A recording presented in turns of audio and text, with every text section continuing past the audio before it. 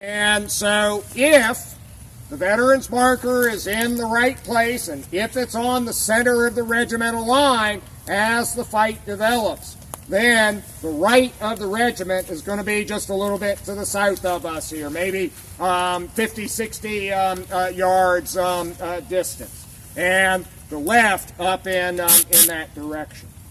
The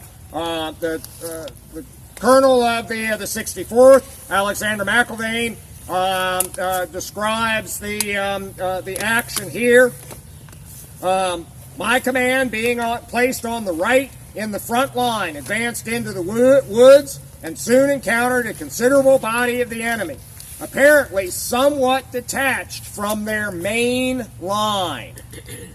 He can even sense that what he's contacting is not tied in with any sizable body of other Confederates.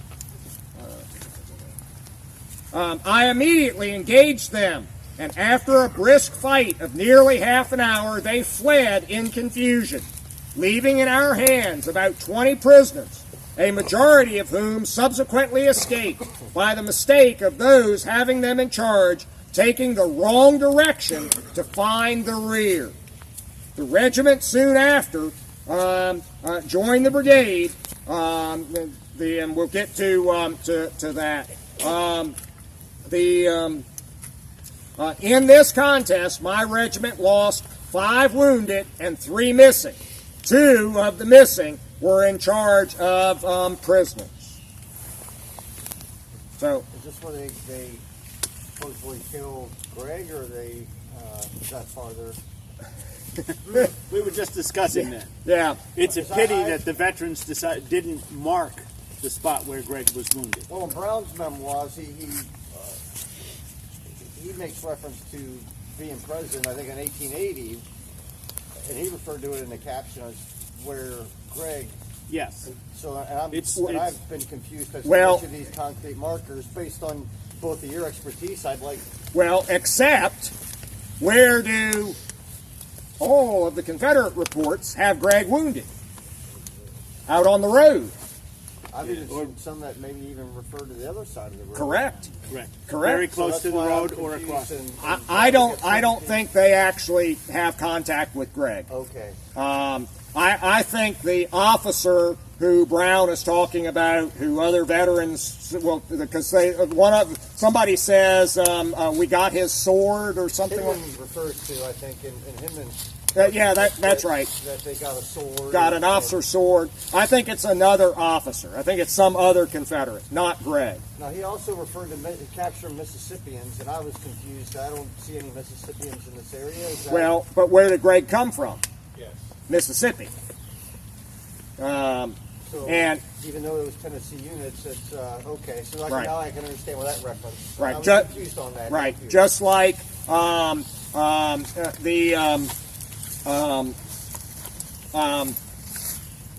Wilson's Georgia Brigade, the 1st Confederate Infantry, engaged on the morning of the 19th. Members of that brigade captured by Cruxton's brigade and part of Connell's brigade, and even Baird's division will be reported by them as being some of Longstreet's men, but they are not. But they get that report. They are able to say that because where Wilson's brigade had been on the coast of North Carolina, coast of South Carolina and Georgia, they had been uniformed in the summer of 1863 in uniforms made out of the same blue-gray English Army cloth that the uniforms of the men of Longstreet's troops were wearing. And because they look very similar later and very different from Bragg's men, those Cruxton's people, Connell's people, Baird's people will assume they must have been some of Longstreet's men. But they're not. They're actually these guys from the Department of South Carolina, Georgia, and Florida. They just happen to be dressed similarly.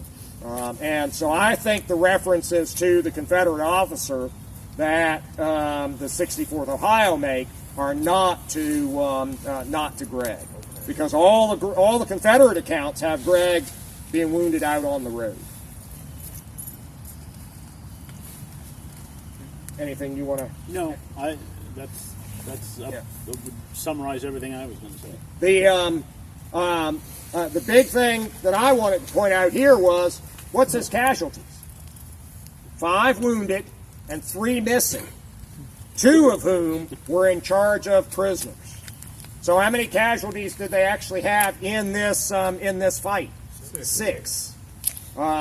So despite his description of I immediately engaged them, and after a brisk fight of nearly half an hour, He might have fired for a half an hour. Yeah. I believe that. Yeah. And in the confusion, that could make a great deal of sense. He could be taking fire from those Confederate fragments, but not effective fire, or not very effective fire. And I'm not trying to denigrate what they did. I'm not trying to say that they're not good soldiers or anything. I make this point to show that what they're advancing against is this very fragmented Confederate formation that is stretched out here from over there, almost, if you remember going down Alexander Vineyard Road, you get to the gate that goes down to Dalton and Tedford's Ford. The 50th Tennessee's left is almost over there. And the right of Gregg is almost up to the south end of the Brotherton Field.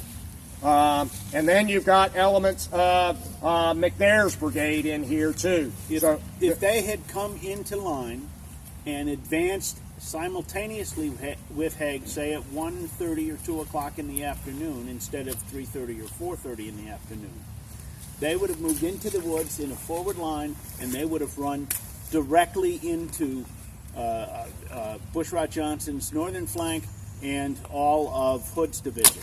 So they would have faced many thousand Confederate infantry, and they would have had a much different fight. It would have been much more like what Haig experienced. Right. But it illustrates what kind of a vacuum they have moved into as troops are going off in these other 2 directions, but nobody's here anymore. So is cloud of dust considerable here too, or is that more? Well, in here it's the smoke of battle Okay. that is hanging in the woods, reducing the visibility. And they start out moving through some very thick woods.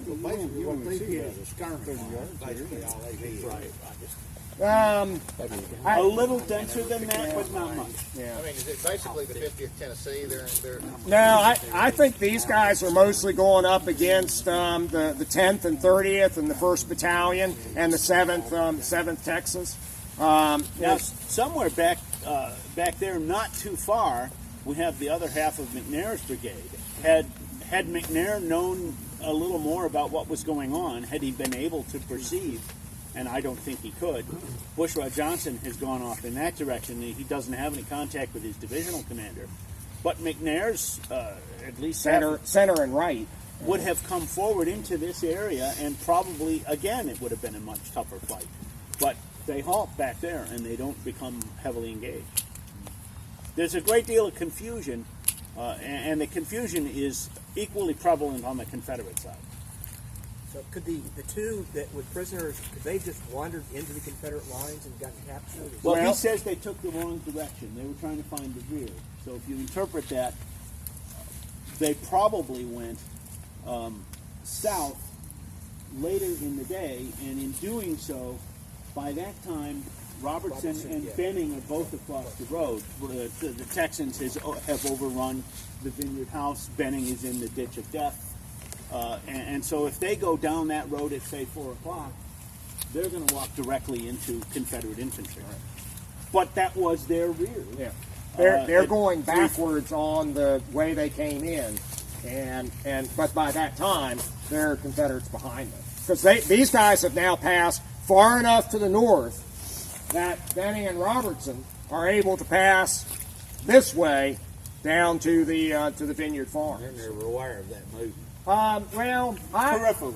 Yeah, I think some of the contact of the 64th and 125th can be with Robertson passing down this way, because Robertson, his 4 regiments fight their own little battles to then wind up at the brigade advance point down there. And so I think it's possible that the 5th Texas's first action could have been some with the 64th and 125th, but they're conducting a left wheel to go down that way. And so they tag these guys who are going this way, and they both perceive they disappear, and the 5th Texas keeps going on that way. 2 right flanks. Yeah. Rushing past each Yeah, other. exactly. Yeah. Okay. Alrighty. Move on, but so anyway, this is the right of Harker's brigade. 125th Ohio is up there, but I'll not make you go through the Chinese privilege.